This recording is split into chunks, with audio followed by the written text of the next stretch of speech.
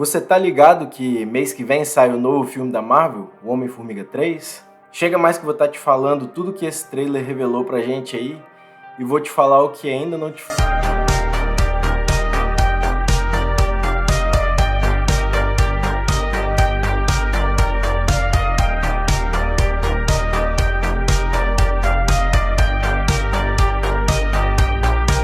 Você aí, geek, tudo massa? Se liga aí porque o Xande tá na área. E galera, mês que vem sai o novo filme do Homem-Formiga, Homem-Formiga 3, Quantumania. E a gente já tem aí nas redes o segundo trailer recheado de informações. São tantas informações que o pessoal na internet tá achando que é até demais.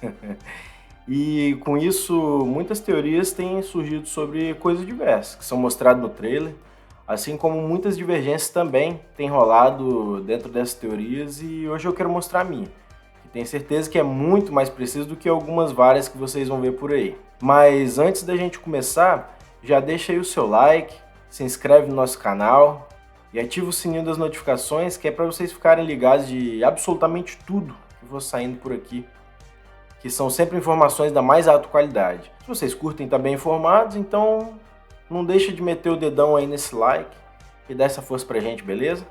Mas bora lá. Bom galera, o Homem-Formiga chegou nos cinemas pela primeira vez em 2015, com o filme Homem-Formiga. O filme apresenta Scott Lang, um ladrão profissional que acaba de sair da prisão e está tentando se reconectar com sua filha. Ele acaba encontrando um traje de Homem-Formiga que o deixa com a capacidade de encolher e aumentar de tamanho. Com a ajuda do Dr. Hank Pym, o criador do traje, e sua assistente Hope Van Dyne, Scott precisa usar suas novas habilidades para deter o vilão Darren Cross, que deseja usar a tecnologia do traje para fins malignos. No segundo filme, que foi lançado em 2018, Homem-Formiga e a Vespa, a gente vê Scott e Holly trabalhando juntos como Homem-Formiga e Vespa para parar um vilão, o Ghost, que está tentando roubar a tecnologia do traje. Além disso, eles lidam com questões de família e a descoberta de segredos do passado do Dr. Pym, como eles têm sua esposa Janet Van Dyne e também que ele é um cofundador do Projeto dos Vingadores.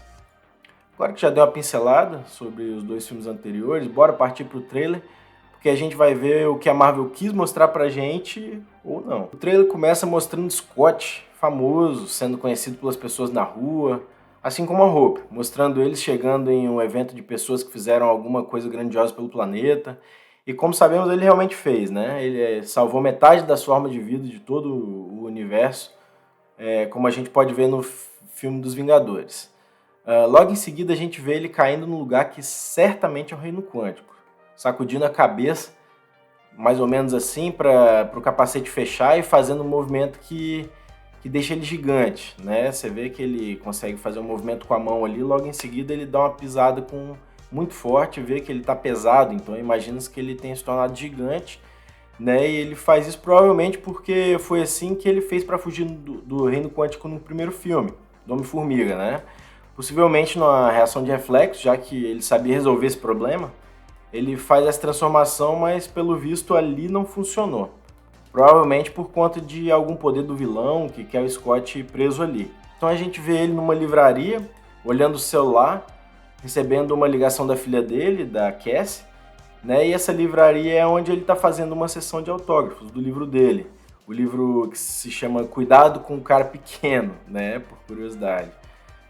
Um detalhe nessa cena é que ele usa a foto da filha dele no celular de quando ela ainda era criança, né? Que foi o período que ele ainda tinha alguma ligação com ela e que foi perdido durante aqueles 5 anos do desaparecimento do pessoal nos Vingadores, né? Que ele também ficou desaparecido porque ele tinha ido para o mundo quântico.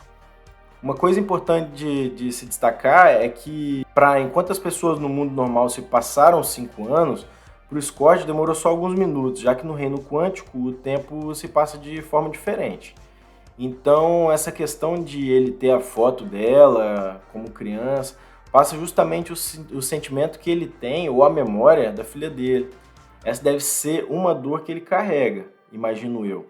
Depois aparece a filha dele, a Cassie, saindo da cadeia, que deve ter sido o motivo pelo qual ela liga para ele, né, na cena anterior.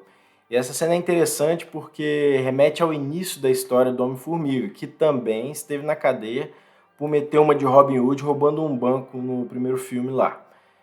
Nessa cena não tem como a gente saber o que ela fez para ser presa, mas a gente já sabe que provavelmente ela vem aprontando e acredito que provavelmente também querendo pagar uma justiceira meio que seguindo os passos do Scott, né? Já que ela tem muita admiração por ele, e foi o que ele fez no primeiro filme, né? Dando uma de Robin Hood.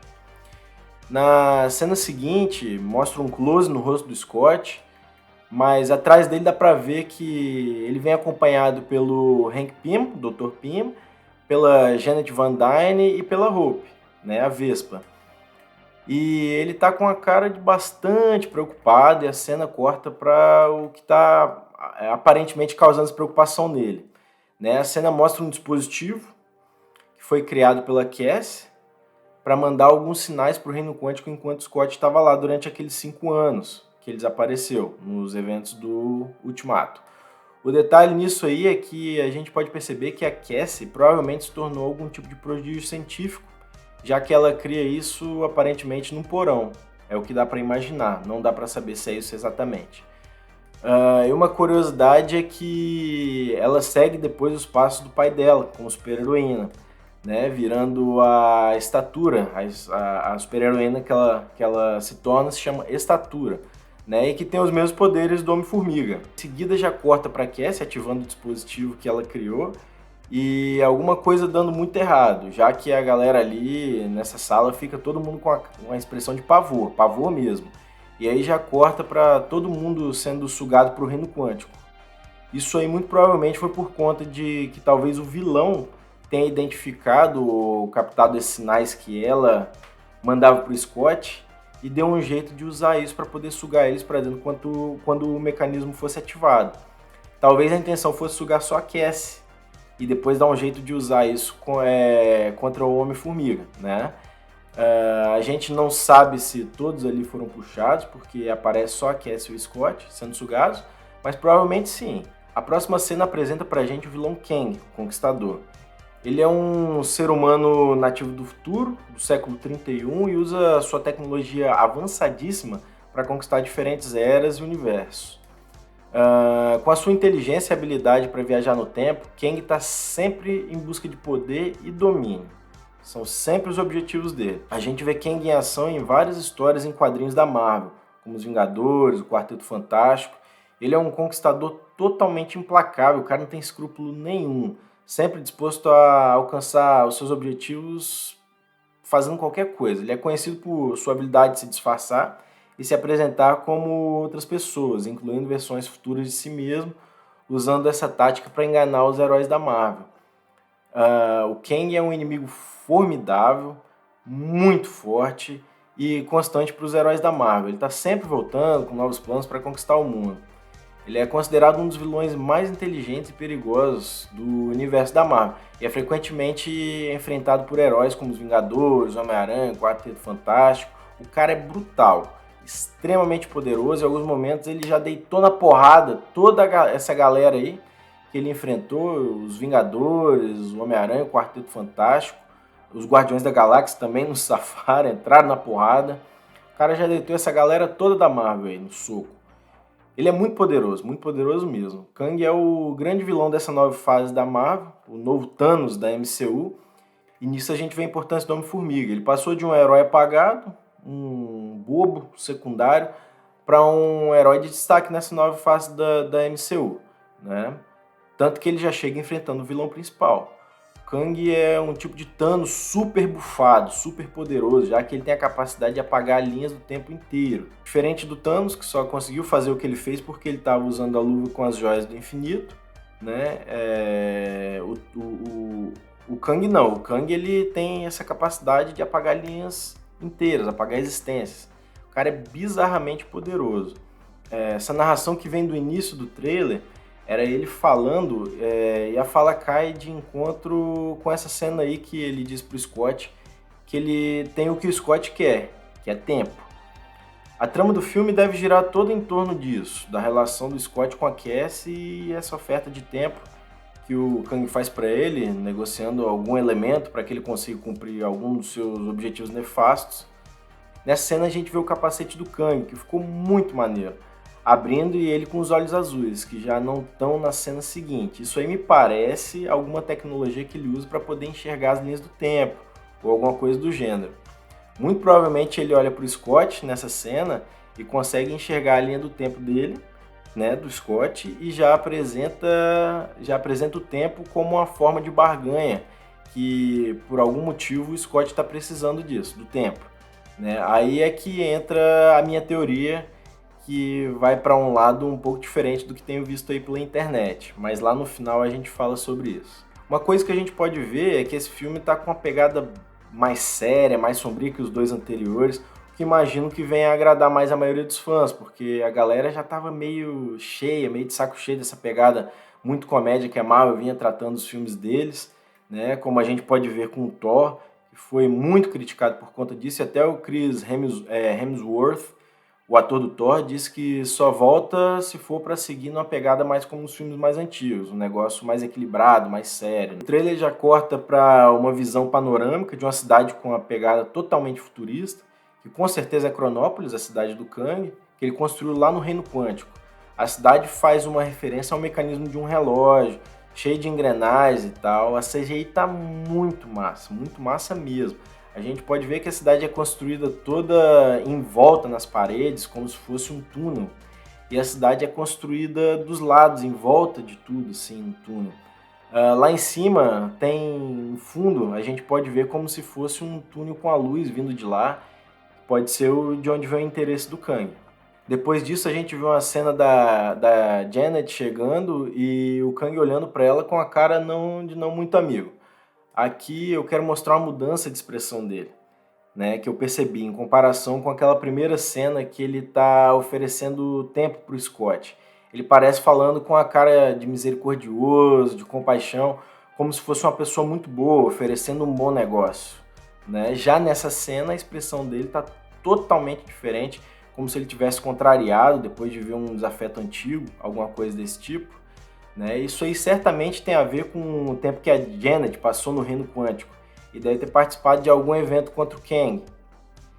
Isso se confirma com a fala dela na narração. Ela afirma a capacidade do poder dele de apagar linhas do tempo, apagar existências. Né? E, meus geeks, a gente pode ver aqui que a treta contra o Thanos nos filmes anteriores foi só um passeio no parque comparado com essa treta que vem por aí com o Kang. O cara é brabo pra valer.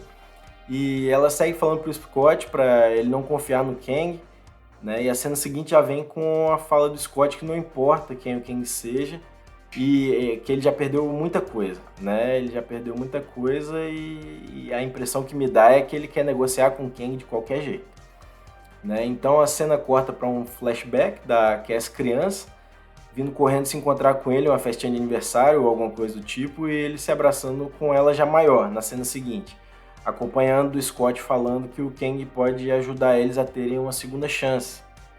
O que já me remete exatamente sobre a questão daqueles 5 anos que ele ficou afastado, né? E não viu ela crescer. Aí é que claramente a gente vê que a dor do Scott é sobre isso, né? Sobre ter ficado longe dela. Tudo nesse filme gira em torno disso, a trama gira em torno disso, desse tempo perdido e como ele pode compensar isso, né? Mas bora voltar um pouquinho porque tem coisa pra gente comentar nessas cenas que se passaram. Por exemplo, a gente vê o Scott se transformando em 2, mas ele não tem esse poder, até onde eu me lembro. O que será isso? Né? Escreve aí nos comentários o que você acha que pode ser isso.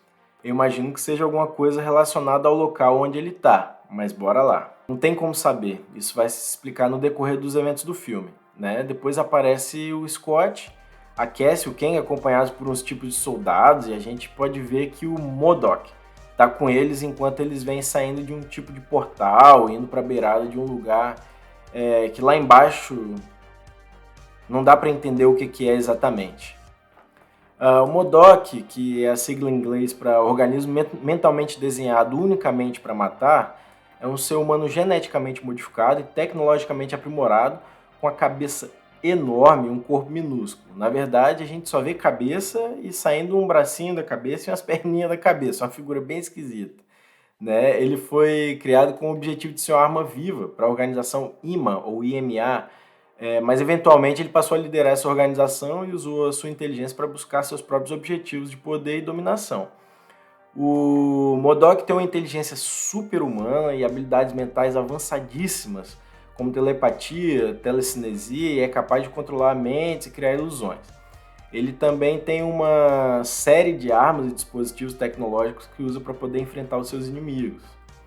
E ele tem sido um inimigo frequente também para heróis como os Vingadores, Homem-Aranha, Quarteto Fantástico. E na cena seguinte aparece o Homem-Formiga dando um mergulhão num lugar bizarro, cheio de tentáculos, que não dá para entender bem o que é. E deve ser onde o que o Kang deseja deve estar, e que ele manda lá o Scott para ir buscar. Uma questão também é o motivo pelo qual o Kang não pode ir o Scott sim. Imagino que seja alguma coisa que as partículas PIM possam fazer e que talvez o Kang não tenha acesso. Depois aparece uma cena muito bonita deles dando um voo rasante por cima de um rio, né, ou alguma coisa assim, e a gente consegue ver a Janet, o Hank Pym, o doutor, e mais alguém voando em cima de uma raia. Esse outro alguém não consegui identificar quem era, mas eles voam em cima de um animal tipo uma raia, o peixe, né?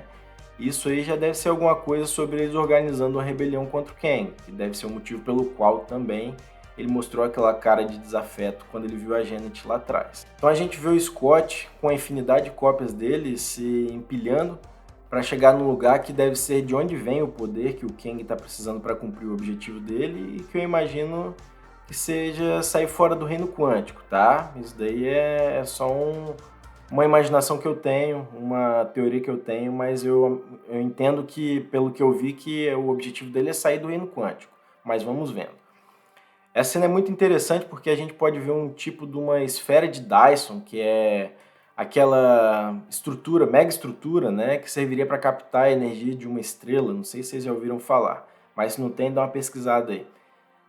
O lance é que aí nessa imagem a gente consegue ver claramente a semelhança dessa estrutura com as pulseiras do Shang-Chi e do bracelete da Miss Marvel. Tem umas escrituras ali que, se a gente puder olhar, a gente consegue ver tanto nas pulseiras do Shang-Chi quanto no bracelete da Miss Marvel.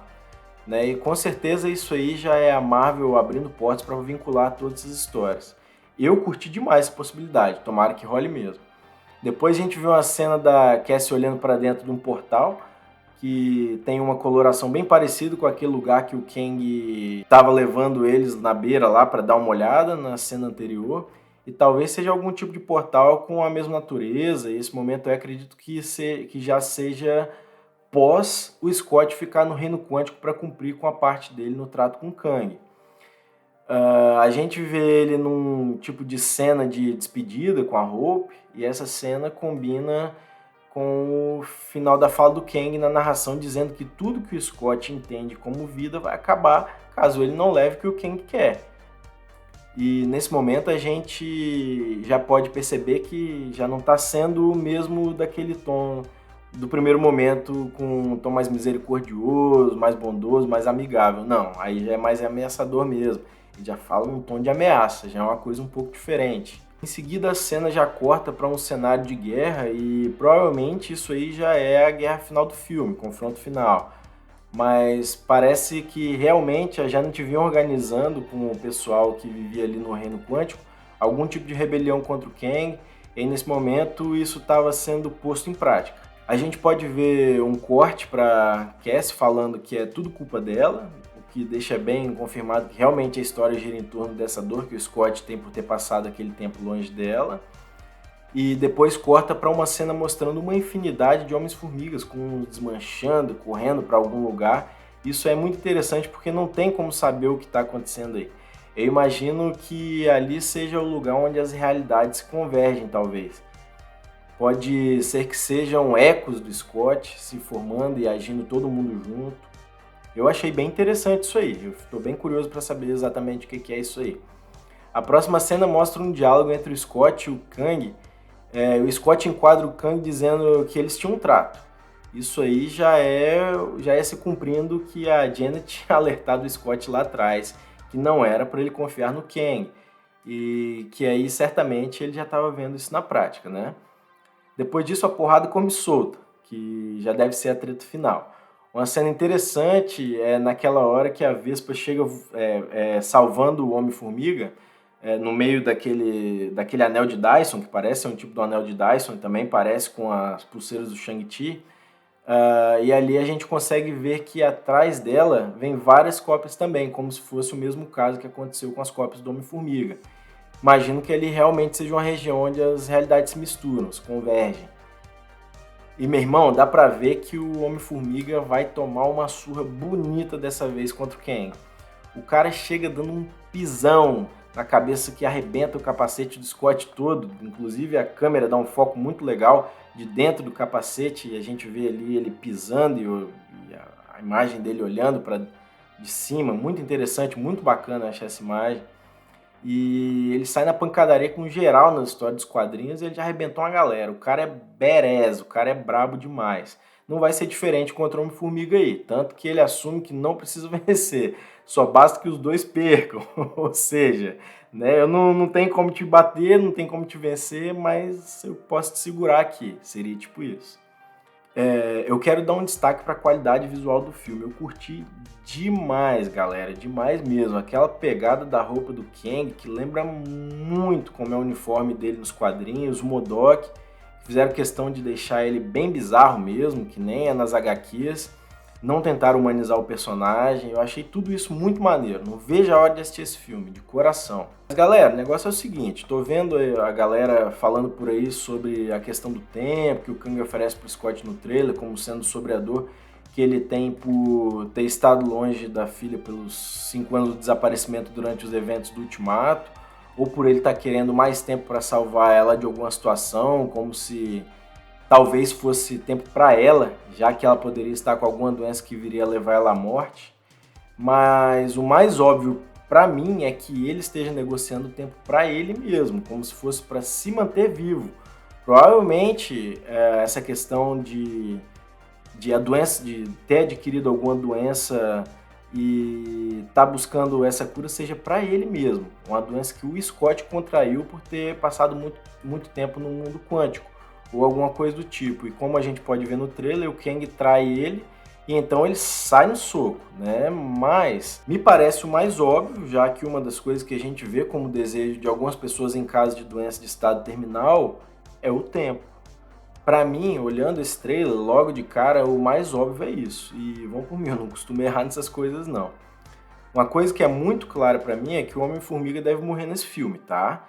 Sinto te dizer, mas muito provavelmente o Homem-Formiga vai morrer nesse filme. Ou morrer, ou ficar preso e sumir no reino quântico e nunca mais a gente vai ver ele nos filmes. Muito provavelmente. A Disney tem claramente a intenção de apagar os personagens homens e substituir por personagens femininos. O que me leva a acreditar que nesse filme o Homem-Formiga deve de alguma forma se sacrificar para salvar o multiverso ou simplesmente para atrasar o Kang de conquistar o objetivo naquele momento, dando mais tempo para a galera se preparar para enfrentar ele de novo em algum momento futuro, sendo que nos próximos filmes a gente deve ter só a Vespa e Estatura, né? Que no caso é a heroína que a Cassie se transforma, que são personagens femininos. Essa é a percepção geral que estou tendo e esse trailer parece me deixar isso bem claro. Então acho que o Homem-Formiga deve ficar só por mais esse filme mesmo. Galera, por hoje é isso. Não se esqueça de curtir e compartilhar esse vídeo com todo mundo aí que vocês conhecem e de dar aquela moral pra gente se inscrevendo aí no canal, beleza? Tô me divertindo muito por estar criando esses vídeos e podendo compartilhar informação de qualidade com vocês. E por isso, dá essa força pra gente aí, crescer aí na plataforma, que prometo que vou estar trazendo cada vez mais informação com mais qualidade para vocês, beleza? Um forte abraço para vocês e fui!